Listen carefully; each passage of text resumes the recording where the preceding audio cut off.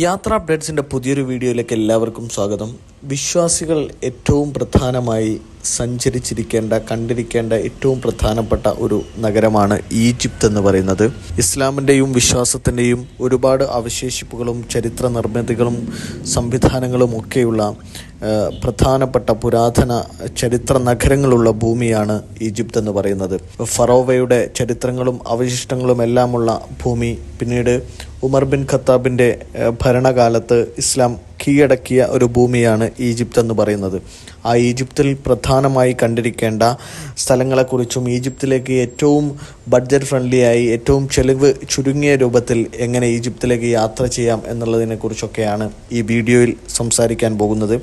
ഈജിപ്തിൽ ഏറ്റവും പ്രധാനമായി കണ്ടിരിക്കേണ്ട ഭൂമി എന്ന് പറയുന്നത് ഈജിപ്തിലെ നഗരപ്രാധാന്യം തന്നെയാണ്.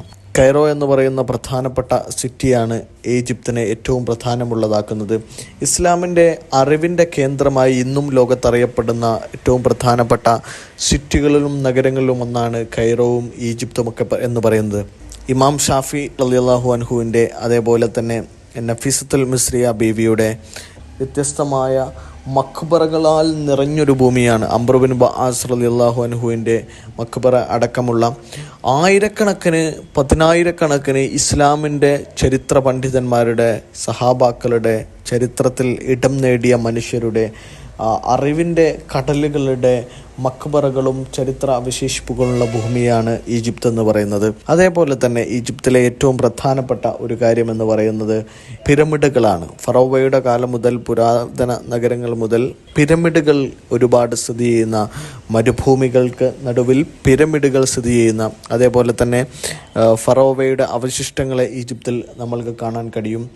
അതേപോലെ ഈജിപ്തിൻ്റെ മനോഹരമായ മറ്റൊരു കാഴ്ചാനുഭവം എന്ന് പറയുന്നത് മെഡിറ്ററേനിയൻ കടലിൻ്റെ തീരത്ത് ഈജിപ്തിൻ്റെ മറ്റൊരു പ്രധാന നഗരമായ അലക്സാന്ദ്രിയയാണ്. കെയ്റോയിൽ നമ്മൾക്ക് കാണാൻ കഴിയുക ഉന്നതമായ യൂണിവേഴ്സിറ്റികളും സർവകലാശാലകളും അൽ അസറും ഒക്കെ ആണെങ്കിൽ, അലക്സാന്ദ്രിയ എന്ന് പറയുന്നത് മനോഹരമായ മെഡിറ്ററേനിയൻ കടലിൻ്റെ തീരപ്രദേശങ്ങളെ ഉൾക്കൊള്ളാൻ കഴിയുന്നതാണ്. മനോഹരമായ ബുസൂരി അടക്കമുള്ള ആളുകളുടെ ഖബറുകൾ അവിടെയുണ്ട്. മെഡിറ്ററേനിയൻ കടലിൻ്റെ തീരത്ത് മനോഹരമായ നീലക്കടലിനെ വീക്ഷിക്കാവുന്നതാണ്. അങ്ങനെയുള്ള കാഴ്ചകൾ ഈജിപ്തിലെ മറ്റൊരു ഭാഗം നമ്മൾക്ക് വേണ്ടി ഒടുപ്പിച്ചു വെച്ചിട്ടുള്ളതാണ്. ഈജിപ്ത് നിലവിൽ സാമ്പത്തിക പ്രതിസന്ധി അനുഭവിക്കുന്ന ഒരു സ്ഥലമാണ്. മഖ്ബറകളുടെ ശവപ്പറമ്പ് എന്ന് വേണമെങ്കിൽ പറയാം. ഇമാം ഷാഫി അടക്കമുള്ള, അംർ ബിൻ ആസ് അടക്കമുള്ള പ്രധാനപ്പെട്ട ആളുകളുടെ ഖബർസ്ഥാനുകൾ പോലും സംരക്ഷിക്കുക പോലും ചെയ്യാതെ, അല്ലെങ്കിൽ അതിന് വേണ്ട പരിഗണന പോലും നൽകാതെ, ഒരു പരിധിയിലപ്പുറത്ത് സംരക്ഷിക്കപ്പെടാതെ വൃത്തിഹീനമായൊക്കെ കിടക്കുന്ന കാഴ്ചകളാണ് ഈജിപ്തിൽ ഇന്ന് നമ്മൾക്ക് കാണാൻ കഴിയുന്ന കാഴ്ചകൾ.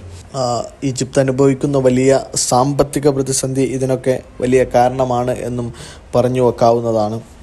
അതേപോലെ തന്നെ പ്രത്യേകമായ കോട്ടകളും നഗരങ്ങളും ഒക്കെ ഈജിപ്തിൻ്റെ നഗരമധ്യത്തിൽ നമ്മൾക്ക് കാണാൻ കഴിയും. ഈജിപ്തിലേക്കുള്ള യാത്ര, ഇന്ത്യയിൽ നിന്ന് ഈജിപ്തിലേക്ക്, കൈറോയിലേക്ക് നേരിട്ടുള്ള വിമാനങ്ങൾ വളരെ കുറവാണ്.